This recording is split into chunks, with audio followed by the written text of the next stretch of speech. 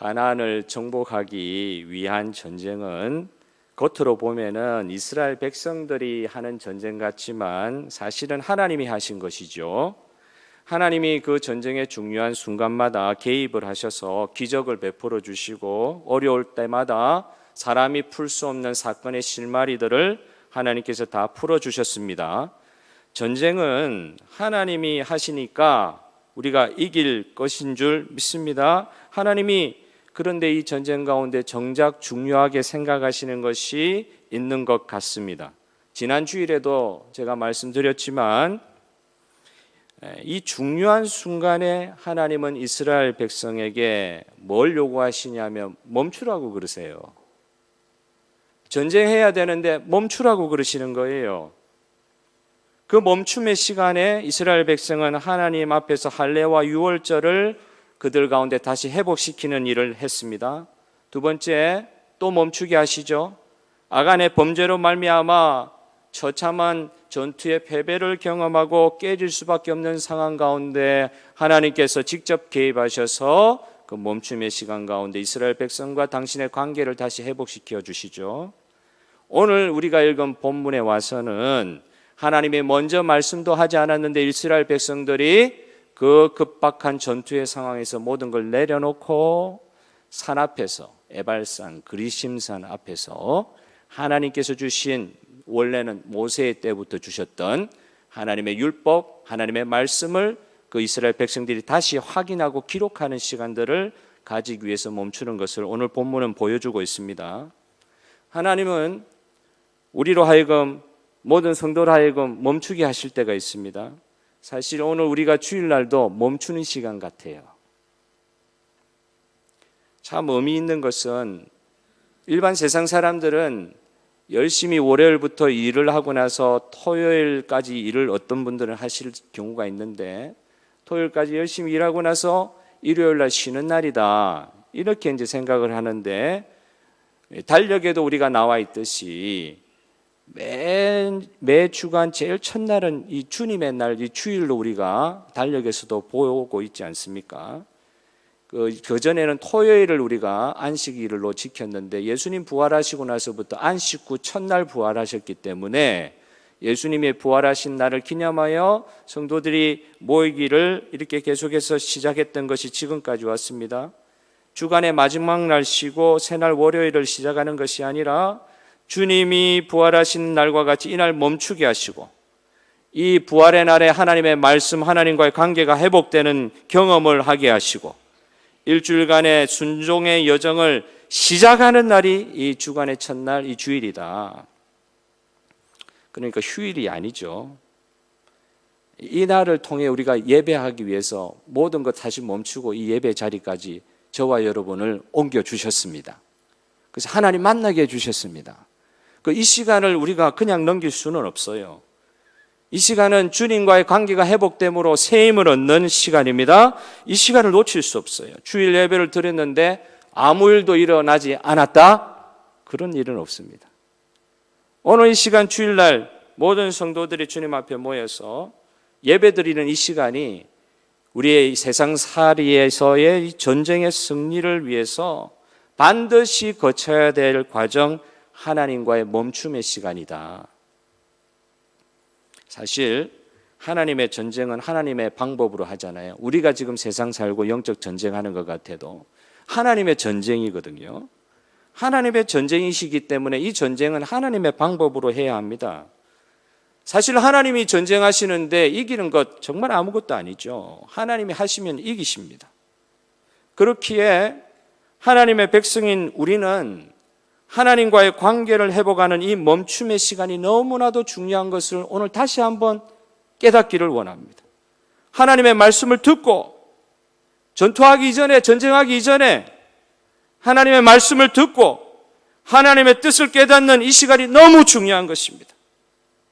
그러나 말씀을 깨닫는 것으로 그냥 듣고 깨닫는 것으로 그냥 끝나버리면 오늘 좋은 말씀 들었습니다. 이걸로 이제 끝나버리면 우리 삶에 아무 변화도 일어나지 않는 거예요. 아무 일도 일어나지 않습니다.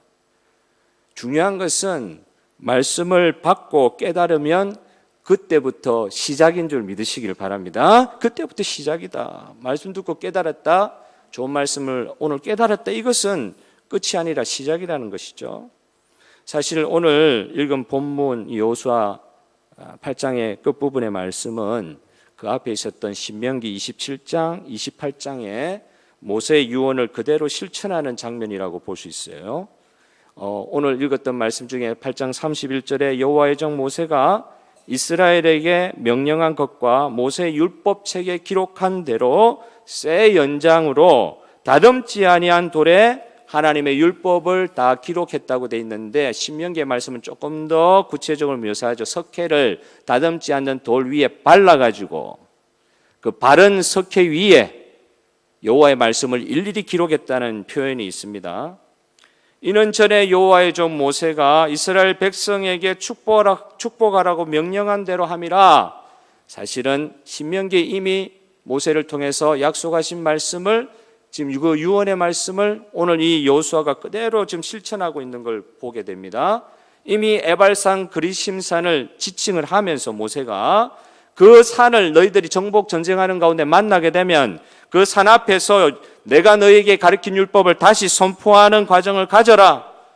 12지파를 둘로 나누어서 6지파씩 나누어서 하나는 에발산 곁에 하나는 그리심산 곁에 세우고 그 중간에 아마 세겜쯤 되는 도시가 될 거예요. 그 앞에 레위인들을 세워서 여호와의 명령, 여호와의 율법을 선포하는 가운데 돌에 기록하기도 하는데 하나도 빠짐없이 한 사람도 듣지 못하는 사람이 없도록 모든 사람 가운데 내가 너희에게 명령한 모든 율법을 선포하는 그 시간을 가져라. 모세가 유언과 같이 이야기한 것을 여호수아가 정복 전쟁하는 가운데 에발산 그리심산이 눈에 보이기 시작하거든요. 그때 전쟁을 딱 멈추고 그 산 앞에 가서 모든 백성을 모으고 이 말씀을 그대로 실천하는 것을 보게 됩니다. 그러니까 오늘 이 말씀 짧은 말씀인데요. 이 말씀을 잘 이해하려고 하면 앞에 있는 신명기 27장, 28장의 말씀을 좀 잘 우리가 참고를 해야 됩니다. 오늘 그 신명기 27장, 28장의 말씀을 제가 참고해 보니까요. 여호수아로 하여금 하나님의 율법을 그 기록된 말씀 그대로 기록하게 하시는 그런 과정에서 어떤 것이 제일 먼저 보이냐면 여기 이제 기록하였다 하는 말만 오늘 본문에만 나왔지 무엇을 기록했다 하는 내용들이 안 나와요. 그 장대한 내용들은 신명기 27장, 28장에 나와 있습니다. 그걸 보니까 그 기록한 율법의 말씀이 뭐냐 보니까 뭐부터 나오냐면 불순종에 관한 저주부터 나오고 있어요. 복에 대해서 이야기해야 될 것 같은데 제일 먼저 율법에 관해서 쓰실 때 불순종으로 말미암는 저주를 먼저 기록하게 하신 것을 볼 수 있습니다. 어떤 분들은 율법에 대한 불순종에 대한 저주 규정을 그게 이제 좀 말이 강하거든요. 굉장히 강한 표현이거든요. 굉장히 강한 표현이니까 이 시대를 살아가는 현대를 살아가는 분들은 어떤 분들은 위협, 협박과 같이 이렇게 느껴져 가지고 하나님이시긴 하지만 좀 불쾌합니다. 너무 센 말을 많이 써놓으셨으니까 신약 시대를 살아가는 복음의 시대를 살아가는 우리들이 볼 때 이거 그냥 intimidated 그랬다 그러잖아요. 마음의 침해를 받았다 할 정도로 강하게 말씀을 하시니까 그걸 좀 어렵게 받아들일 수도 있는데 여러분 이것을 이렇게 생각하면 어떨까요? 이게 진짜 사랑의 경고다. 그렇게 생각을 하면 전혀 다른 해석도 가능할 것 같습니다. 불순종하여 하나님의 백성의 길에서 벗어나면 겪게 될 아픔을 미리 보여주심으로 그 사랑하시는 백성들을 보호하시려는 아버지의 깊은 마음이 여기에 표현되어 있다.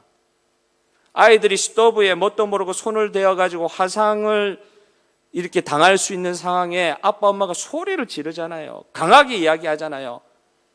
아이가 깜짝 놀라도록 이야기하지 않습니까? 사랑하는 부모는 매사에 아이들에게 조심시키죠. 안 다치게 하려고. 위험으로부터 멀리할 것을 말씀하는 것이 이게 어떻게 협박입니까? 정당하지 못한 간섭이라고 이야기할 수 있을까요? 그게 아니라는 것이죠. 사랑하면은 정확하게 스토브가 있는데도 거기에 손대면은 화상이 있는데도 부드럽게 해야 되니까 아이들한테 격한 말 쓰면 안 되니까 조금만 이렇게 하면 아이가 피할 수 있는 게 아니거든요. 사랑하면은 정확하게 위험한 것을 그 사랑하는 자녀에게 위험하다고 알려주어야죠. 하나님이 경고하시는 강한 말씀은 우리 하나님과 이웃에게 얼마든지 이 죄의 영향력 안에서 고통할 수 있는 그런 결과들이 우리 삶 가운데 있을 수 있다는 것을 드러내고 계십니다. 하나님, 이렇게 나에게 좀 말도 안 되는 그런 겁박과 같은 그런 말씀을 하실 수 있습니까? 내가 이렇게 양식이 없는 사람이 아닌데, 상식이 없는 사람이 아닌데 이런 죄에 내가 빠질 것 같습니까, 하나님? 그런 죄에 빠지면 저주하시겠다고요? 하나님 정말 모르셔도 저를 정말 모르십니다. 그런 죄에 내가 빠질 수 있을 것 같습니까? 그런데 외람된 말씀이지만 하나님 말씀 앞에서 우리 인생을 볼 때 아닙니다. 충분히 그럴 개연성이 있습니다. 충분히 그럴 수 있습니다. 우리 가운데, 우리 삶 가운데, 우리 인간 세상 가운데 일어나는 일들을 보면 하나님께서 이렇게 격하게 저주, 불순종에 대한 저주를 이렇게 말씀하시는 이유에 대해서 생각해 볼 수 있다는 것이죠. 이렇게 불순종에 관한 저주 규정들이 한참 이렇게 나와요. 그 율법 기록한 것에 보면. 그런데 그 불순종으로 말미암는 저주로 끝나는 것이 아니라 그 뒤에 따르는 그 순종으로 말미암는 축복, 이것이 또 굉장히 자세하게 서술되어 있습니다. 이런 축복이 내 생애에 일어날 수 있을까 할 정도로 그 신명기의 표현에 따르면 들어가도 복을 받고 나가도 복을 받는 순종의 결과를 말씀하고 계세요. 이때는 이제 아멘 하셔야 돼요. 들어가도 복을 받고 나가도 복을 받고, 이 순종의 결과는 이 저주의, 이 불순종의 저주의 그 결과들에 비할 바 없이 또 너무 광대하게 표현되어 계세요. 그런데 이제 문제가 있습니다. 왜 이렇게 규정까지 만들어 주시면서 이거 순종하기만 하면 복을 받는데 왜 성도들이, 하나님의 백성들이 이 하나님의 말씀의 율법에 순종을 하지 못하느냐 하는 것입니다. 이렇게 순종하면 복을 받는다고 하는데도 왜 이걸 순종하지 못하냐 하는 것입니다. 어떤 분들 하나님의 말씀에 순종하기가 너무 어렵다고 말씀하십니다. 너무 어려운 거예요. 말씀대로 순종하며 살려고 하니까 힘이 드는 거예요. 그렇지만 오늘 말씀 우리가 보면서 조금 생각을 바꿀 필요가 있을 것 같습니다. 하나님은 지킬 수 있는 명령, 율법을 주시면서 우리로 복받게 하시는 분인 줄 믿으시길 바랍니다. 못 지킬 거를 명령하시면서 지키지도 못할 것을 복의 전제로 주시는 그런 하나님이 아니시고 지킬 수 있는 것을 주신다는 거죠. 순종하는 말씀은 내게 너무 가까운 곳에 있다, 멀리 있는 것이 아니다. 하나님은 인격적이시기 때문에 말도 안 되는 불가능을 순종하라고 요구하시는 분이 아니십니다. 신명기 30장 11절부터 14절 말씀 우리 화면을 켜주시면 한번 크게 한번 합독하시도록 하겠습니다. 시작.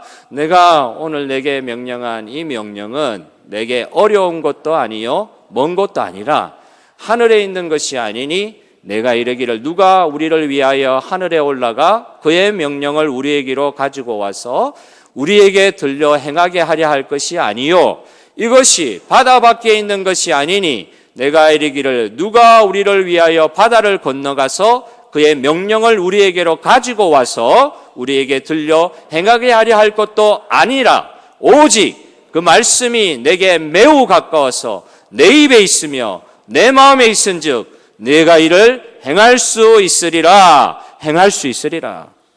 하나님의 말씀 무엇입니까?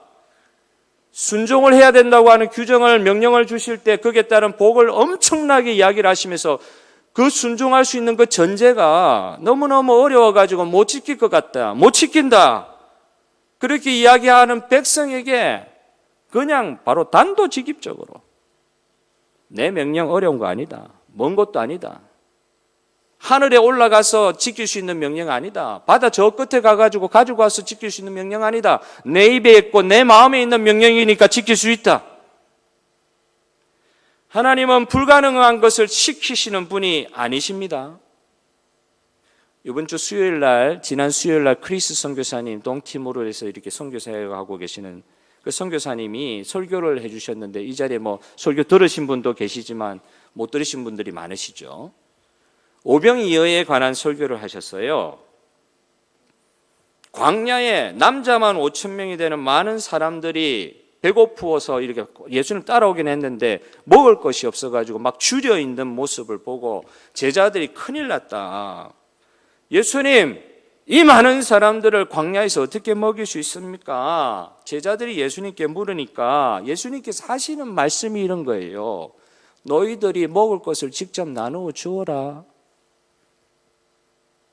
지금 보고를 주님께 아무것도 없다고 보고를 드렸는데 예수님께서는 제자들 보고 먹을 것을 너희들이 나누어 주라고 이야기하신다고요? 이건 사실 너무 과한 거 아니세요? 광야에 뭐가 있다고 우리 보고 나누어 달라고. 문제가 있어가지고 주님 앞에 갔는데 이거 어떻게 해야 되겠습니까? 그런데 너희 보고 나누어 줘라. 너무 과하신 거 아니세요? 크리스 선교사님이 선교사에 가시는 이 선교 사역지가 이렇다는 말이죠. 순종하여 갔지만은 앞에 맞닥뜨린 하나님의 일, 전도의 사역, 선교의 사역, 이걸 보니까 억장이 무너지죠. 저 사람들에게 변화가 있을 수 있겠습니까? 선교지에 가보니까 모든 것이 불가능해 보이더라는 거예요. 저 사람들이 변할 수 있겠습니까? 교회 그렇게 잘 나오던 사람들이 다시 자기 집에 신당 섬기는 데 가서 섬기고, 그걸 한두 번도 아니고 수십 번을 계속해서 몇십 년 동안 반복한다고 생각해 보십시오. 진이 빠지지 않겠습니까? 저 사람들 변하는 거 불가능한 일이다. 근데 그렇게 생각할 때는 진짜 불가능한데, 선교사역 가운데 하나님께서 기적과 같은 일들을 베푸시는 가운데 너는 불가능하다 하느냐? 너는 그러나 나에게 순종하라는 말씀에 순종할 때 선교사역지에서 일어나는 정말 기적들을 보게 하신다는 그 간증을 제가 들었습니다. 주님, 어떻게 이들이 변하겠습니까? 낙심할 수밖에 없는 상황에서 정말 변화되는 성도들을 또 눈으로 목독케 하여 주심으로, 이것은 내가 한 일이 아니요 그 말씀을 주신 하나님이 하셨다고 고백할 수밖에 없도록 하나님께서 그 자리 가운데 역사를 하시는 거예요. 주님, 어떻게 이렇게 과한 말씀을, 불가능해 보이는 말씀을 나에게 주시면서 그거 지키면 복을 주시겠다니요? 이걸 어떻게 순종하라는 말씀입니까, 주님? 이렇게 우리가 하소연할 수 있는데, 제자들이 주님의 말씀을 순종하여, 문제는 순종하여 오병이어라도 너희들 가운데 있는 것을 가져오라니까 어린아이의 그 도시락을 빼뜨린 거죠. 이 장면에서 주님의 기적 때문에 모든 사람이 먹게 됐는데, 이 자리에서 제일 불쌍한 사람, 자기 도시락 뺏긴 이 어린아이, 오병이어 이거 이제 뺏어가지고 주님은 이거밖에 없는데요 했는데, 말 그대로 너희가 나눠주라. 주님께서 떼서 나눠주는 걸 제자들이 떼서 나누는 가운데 기적이 일어났어요. 순종할 때의 기적이 일어났습니다. 불가능하게 보이는 것을 하라고 명령하실 때 여러분 믿으시기를 바랍니다. 주님은 그것을 능히 감당할 수 있는 힘도 주시고 능력도 주시고 조건도 만들어주시는 주님인 줄 믿으시기를 바랍니다. 이것이 뭐예요? 주님이 하시는 일이고 주님의 전쟁이고 나는 순종하여 주님의 뒤를 따를 뿐입니다. 체험을 하는 성도들의 신앙의 고백인 것이죠. 전에 어부였던 베드로가 경험한 것이 있지 않습니까? 고기 낚는 데 있어서는 베드로가 최고의 전문가지 않습니까? 지식이 최고지 않습니까? 고기 낚는 거에 있어서는. 그런데 주님께서 베드로에게 와서 깊은 곳에 가서 그물을 던지라. 밤새 그물을 던졌는데 아무것도 못 잡았는데, 이 대낮에요. 대낮에 고기가 낚입니까? 이렇게 이야기할 수 있는데 자기 지식으로는 말씀 참 이해가 안 되지만 주님 말씀, 이 시기에 말씀을 의지하여 그물을 내리리이다. 누가복음 5장 5절의 말씀이죠. 그때 베드로가 무엇을 체험했습니까? 말씀에 의지하여 순종할 때 기적을 경험하지 않았습니까? 어떤 기적입니까? 자신이 이때까지 경험하지 못한 복을 경험한 거예요. 이때까지 경험한 경험 수치로는 전혀 생각지 못한 결과를 얻은 거예요. 언제요? 주님의 말씀에 순종할 때. 자신이 생각할 수 있는 한계를 뛰어넘는 복을 그 시간에 체험을 한 거예요. 이것은 하나님이 하시지 않으면 되지 않는 일이라고 자기 입으로 스스로 고백하면서 너무 감동받아가지고 어떻게까지요? 주님의 발 앞에 엎드리고 주님, 저는 죄인입니다. 저를 떠나주시옵소서. 자기의 죄를 고백하는 자리까지 가는 그런 경험을 하지 않습니까? 하나님은 불가능한 것을 명령하시고 그의 백성을 착취하시는 그런 분같이 보이십니까? 수십 년을 주님을 섬겨왔는데 한두 번은 주님께서 나에게 역사해 주셨지만 많은 경우에 있어서는 세상 살아가는 사람들하고 별반 다른 것 같지 않는 삶을 살았다고. 하나님은 어떻게 보면 내 삶을 통해서 보면 불가능한 것을 명하시고 나로 하여금 고생하게 하시는 것처럼 그렇게 보일 때 있지 않습니까? 너무 주님 말씀 순종하려고 하다 보니까 세상 살아가는데 주님 말씀 순종하려고 하다 보니까 망하게 생겼어요. 너무 어려워요. 그러나 사랑하는 성도 여러분, 순종은 살아있을 때 하는 것입니다. 죽으면 순종 없습니다. 그때는요, 육체의 죽음 이후에는 영원한 주님과의 안식입니다. 의지를 가지고 순종할 필요도 없는 말 그대로 주님과의 완전한 연합이죠. 이렇게 아프고 힘들고 그래도 정말 육체의 죽음 이후에 정말 놀라운 것이 우리를 기다리고 있는 줄 믿습니다. 영원한 연합이에요. 순종은 언제 하느냐? 살아있을 때 순종하는 것입니다. 기회는 일시적인 것입니다. 영원하게 계속적으로 한없이 주어지는 것이 순종의 기회가 아니더라고요. 순종의 기회가 있는데 놓치면 다시 잘 안 와요. 오늘 이 시대에 말씀을 해석해 보면서 구약시대, 율법시대의 그 순종과 오늘 우리가 살아가는 이 은혜의 시대, 신약의 시대의 순종이 좀 다르다고 생각하시는 분들도 있을 수 있습니다. 예를 들면은 가장 눈에 보이는 가장 쉬운 예라고 해서 그냥 한번 말씀을 드리는 거예요. 은혜의 시대, 우리 신약의 시대는 구약의 율법이 폐지되었기 때문에, 율법은 폐지되었거든요. 예수님의 십자가 때문에. 그래서 우리는 이 신약 시대를 살아가는 우리는 그 율법의 정신만 계승하면 된다. 이런 말씀을 하시는 분들이 계셔요. 예를 들어 11조가 있는데, 구약에는 11조가 있는데 이것은 구약의 율법이기 때문에 신약 시대에는 지키지 않아도 되고 그 정신을 따르면 된다고 말씀하시는 분들이 계셔요. 근데 이 미분의 말씀 맞는 것 같기도 하지만 또 틀린 말일 수가 있는 것 같아요. 그러면은 그 정신을 어떻게 그 성도님은 지키고 계십니까? 그렇게 제가 여쭈어보면 말씀하시는 게 너무 편의적이고 자기적인 거예요. 자기식대로 말씀을 하시는 거죠. 실제 순종하는 모습은 없이 그 정신을 계승한다고 하시면서 자기의 신앙이 얼마나 실체도 없고 규모도 없는 말 그대로 하나님의 말씀은 여기 계신데 그 말씀에 순종하는 나의 모습은 전혀 반대로 나가 있는 이 방종에 빠질 때가 있지 않습니까? 구약의 율법을 정신을 계승한다 그래가지고 자기식대로 해석을 하는 거잖아요. 그럼 신약 시대를 한번 해석해 볼까요? 은혜의 시대, 신약 시대는 어떻습니까? 물질에 관한 가치관에 있어서요. 초대교회 성도들은 자신의 소유를 팔아서 다른 성도의 생활까지 책임지는 데까지 나아갔다고 하잖아요. 이건 11조하고 또 다른 개념입니다. 사도 바울은 자신의 권위나 권리로서 그렇게 하지 않아도 되는데 복음을 위해서 전도하는 것 방해되지 않기 위해서 자기가 실제로 자기가 가진 기술을 가지고 일을 하면서 자기 밥벌이를 하면서 또 사역을 했던 모습을 보여주고 있습니다. 그렇게 하지 않아도 되는데 복음을 위해 모든 것을 바치는 모습을 보여주고 있어요. 멀리서 찾을 필요도 없습니다. 우리 주변에 많은 성도님들이 뭐 산술적으로 10의 1조입니까? 아니요. 제가 아는 어떤 분들은 10의 9조 바치는 분도 계셔요. 하나님 나라를 위해서 헌신할 때 자기 삶의 제일 가치 기준을 프라이어티가 제일 처음에 하나님의 나라의 가치니까 그렇게 헌신하는 분들도 계시더라고요. 불가능한 것을 명령하신 것을 억지로 따라가서 순종하려고 애쓰다가 실패하고 시험 드는 게 아니고 자원하는 마음이 있어서 이렇게 순종할 수 있는 거 아니겠습니까? 사실 저와 여러분이 오늘 말씀을 산술적으로 계산할 것이 아니라 믿음의 관점에서 보면 이것도 하나님 안에서 가능한 줄 믿으시기를 바랍니다.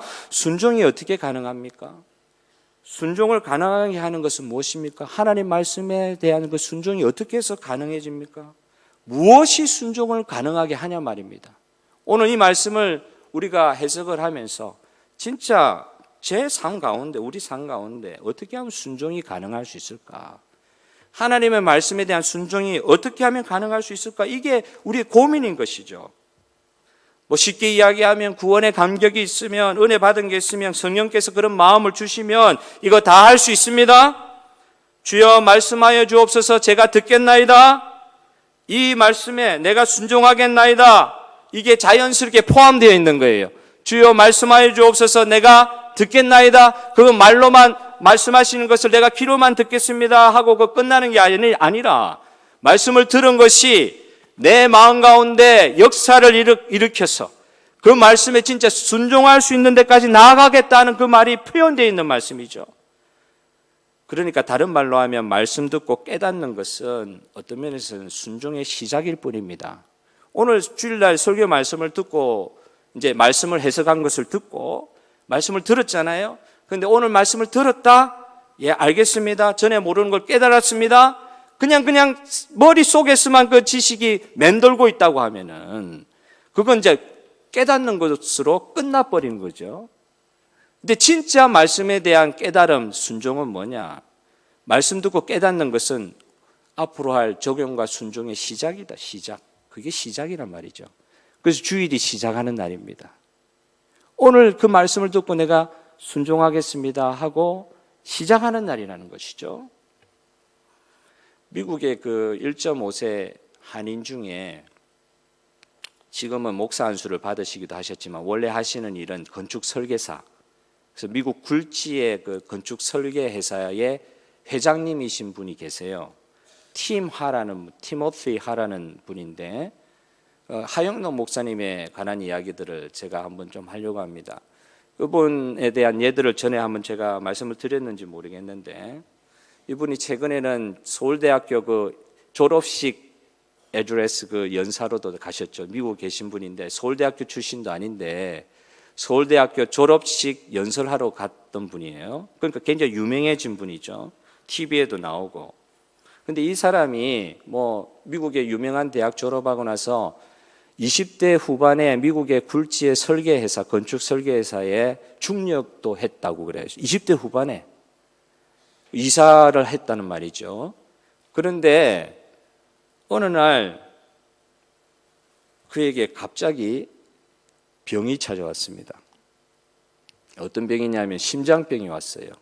그냥 심장병이 아니라 의사가 갑자기 이렇게 좀 페인트가 와가지고 이렇게 갔는데 의사가 갑자기 그 조금 이렇게 머리가 혼란스러워서 기절해서 그렇게 병원에 갔는데 갑자기 내리는 이 진단이 무엇입니까? 지금 당장 심장을 이식하지 않으면 죽습니다. 이제 30 겨우 넘은 사람에게 전도가 창창한 분에게 이분은 이제 우리 교단에 속해 있는 목사님 아드님이시거든요. 3일교회 담임 목사님도 하셨던 그 목사님의 아드님이세요. 미국 가서 고생을 하시고 공부하는 가운데 하나님께서 복을 주셔가지고 20대 후반의 큰 회사에 이사도 하고 있는데 병원에서 갑자기 죽는다는 거예요. 약을 먹으면서 버티다가 나중에는 어디까지 갔느냐? 당장 심장 이식을 하지 않으면은 이제 죽을 수밖에 없는 사형 선고를 받고 병원에 누워 있었다 이거죠. 병원에 누워 있는데 병원에 누워 있는 가운데 이제 이 절대절명의 인생의 어려움, 언제 이식할 수 있는 심장이 나타날지도 모르고 마냥 기다려야 되는, 그런데 얼마 남지 않은 거예요. 한 달 남았다 이제 한 달. 그래서 병원에 입원하고 기다리고 있는데 뭐 나타날지 어떻게 합니까? 근데 그때 하나님 말씀을 읽었는데 그때 어떤 말씀을 읽었느냐? 예수님의 산상수훈을 읽었다는 거예요. 산상수훈의 결론을 가지고 큐티를 하면서 적용했단 말이죠. 내 이웃을 내 몸과 같이 사랑하라. 하나님을 사랑하고 내 이웃을 내 몸과 같이 사랑하라는 그 예수님의 산상수훈을 병상에서 읽으면서 마음에 참 깨달음을 얻었다는 거예요. 아파서 병상에 누워서 그 깨달음을 얻은 거예요. 이웃을 내 몸과 같이 사랑하라. 이게 너무 마음에 이렇게 와닿은 거죠. 그런데 어느 날 의사가 심장이 나타났다 이래 된 거예요. 심장이 나타났다. 이제 수술 받을 준비하시면 됩니다. 이렇게 이야기를 하고 이제 나가면서 그 의사가 기쁜 소식을 전한 거죠. 나가면서 그 하 목사님, 그때는 목사님도 아니셨던 것 같은데, 그 하영록 그분에게 이렇게 지나가는 말로 사실은 네 옆방에 너하고 똑같은 증상을 가지고 있는 한 여자가 있는데 그 사람은 오늘 내일 한다. 하루나 이틀 지나면은 이제 어렵다. 그런 말을 흘리고 가는 거예요. 직접 하지는 못하고 이러면서 이제 가면서 하는 말이죠. 그때 그게 또 안 들렸으면 되는데 하영록 목사님 그 귀에 들려버린 거예요. 그게. 그 말을 듣고 그날 아침인지 그 전날 아침인지 그 말씀 묵상한 게 생각난 거죠. 내 이웃을 내 몸과 같이 사랑하라. 의사한테 물어본 거예요. 선생님, 나는 얼마 견딜 수 있습니까? 당신은 뭐 모르긴 해도 사람 일은 모르지만 한 달 정도는 가지 않겠나 본다. 그 여자는 얼마 남았다고요? 하루 이틀이면 간다. 그 이야기가 왜 자기 귀에 들렸겠어요? 들리게 하신 하나님의 그 섭리를 원망을 하셨는지는 모르겠는데 그때 그 말씀이 생각난단 말이죠. 너무 가혹하지 않으십니까? 내 이웃을 내 몸과 같이 사랑하라. 그 말씀에 대해서 딱 부딪히니까 의사 선생님 세우고, 선생님 내가 그 트랜스플란트 할 수 있는 그 이식의 권리를 그 자매인지 그분 볼 수도 없죠. 그분에게 주십시오. 그래 된 거죠. 그때 이분이 이제 자기 스스로 만들어낸 유명한 법칙이 있습니다. 1초, 2초, 3초. 어떻게 순종하느냐? 1초, 2초, 3초. 본인이 만든 거예요. 순종의 법칙을. 나름대로 만든 거예요. 그 순간에 하나님께서 성령으로 말미암아 감동을 주시니까 그 순종은 며칠 장구하게 생각할 수 있는 것도 아닙니다. 지금 결정해야 되는 거잖아요. 1초, 2초, 3초. 그리고 나서 신장을 못 받고 돌아가셨습니다 하면 제가 이렇게 간증으로 말씀드리지 않죠. 그 이후에 일어날 일들은 놀라운 일들이 또 있는데 그건 뭐 다음에 또 말씀드릴 기회가 있을지 모르겠습니다. 놀라운 일들이 그 상 가운데 일어나가지고요. 제가 그분을 몇 번 개인적으로도 이렇게 대면에서 만날 볼 기회가 있었는데 참 하나님께서 쓰시더라고요. 그런 체험을 하게 하시면서 체험을 하게 하시니까 또 쓰셔요. 장고 끝에 악수를 드는 것이 사람이 하는 일 아닙니까? 깊이 생각하고 많이 생각하고 악수를 둔단 말이에요. 그러나 하나님 말씀에 대한 깨달음은 즉시 순종으로 넘어가서 하나님의 일을 이루시는 줄 믿으시기를 바랍니다.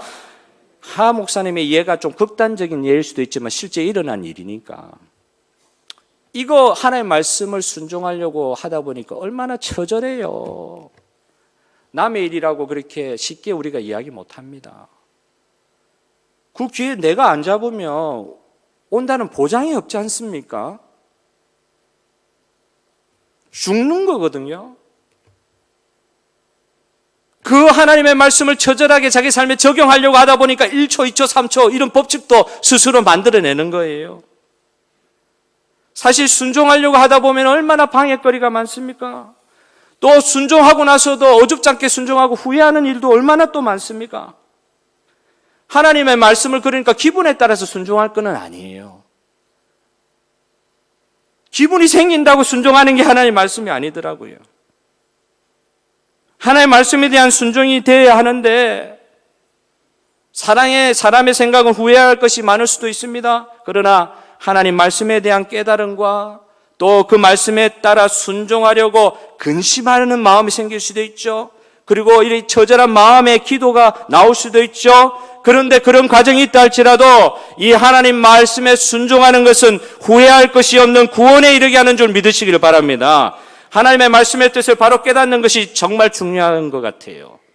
그리고 그 더 중요한 것이 있는데 이 말씀을 잘 깨달았다. 내가 그 말씀을 받았다. 그거보다 더 중요한 것은 하나님의 말씀의 그 신실하심을 믿고 하나님은 믿을 수 있는 분이다. 그리고 그 믿을 수 있는 분의 말씀을 순종하고 내 삶에 과감하게 행동으로 옮기고 그리고 그 옮긴 행동에 대해서는 후회하지 않고 의심하지도 않고 하나님 앞에 의탁하고 맡겨버리는 우리의 적용이 있기를 소원합니다. 하나님께서 성도들 보고 왜 어렵게 그렇게 순종하게 하시느냐? 좀 쉽게 순종하게 하시지. 그만큼 가치가 있다는 말씀 아니겠습니까? 그만큼 가치가 있으니까 내 말 이렇게 순종하기 단편적으로 볼 때 이렇게 어렵게 느껴지느냐? 믿음으로 순종해보라. 믿음으로 순종하고 네가 진짜 믿는 하나님이 어떤 분인지 체험하기를 바란다. 하나님이 실제로 이 순종에 따르는 약속하신 복을 주실 수 있는 분인지 믿어라 이 말이에요. 그러니까 이 믿음은 머릿속에서 뱅뱅 도는 믿음이 아니라 체험하는 믿음인 것입니다. 오늘 저와 여러분 이 예배 자리에서 우리의 하나님 말씀에 대한 순종에 말씀에 약속하신 것을 그대로 체험하게 하시는 하나님이 이 시간 역사하는 줄 믿으시기를 바랍니다. 체험된 신앙은 반드시 이후에 다시 순종으로 이어지더라고요. 체험이 있어야 또 순종하게 됩니다. 머릿속에 있는 것은 다시 순종으로 연결되지 않아요. 그러나 체험한 것은 다시 순종할 수밖에 없어요. 하나님이 그런 분이신 것을 진짜 체험했으니까.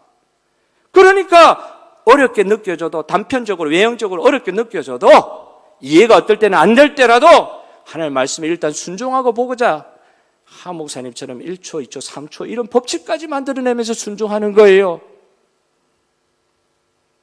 오늘 본문에 보니까 모든 사람들이 이스라엘 백성들이 하나같이 빠짐없이 하나님의 말씀을 다 들었습니다. 낭독하지 아니한 말이 하나도 없더라. 모든 이스라엘 백성들 누구도 다 빠짐없이 율법의 모든 것을 다 기록한 것 다 낭독했다고 했어요. 말씀이 없어서 말씀을 몰라 순종하지 못했다는 것은 이유가 안 됩니다. 그런 말씀 듣기를 원치 않으시는 것 같아요.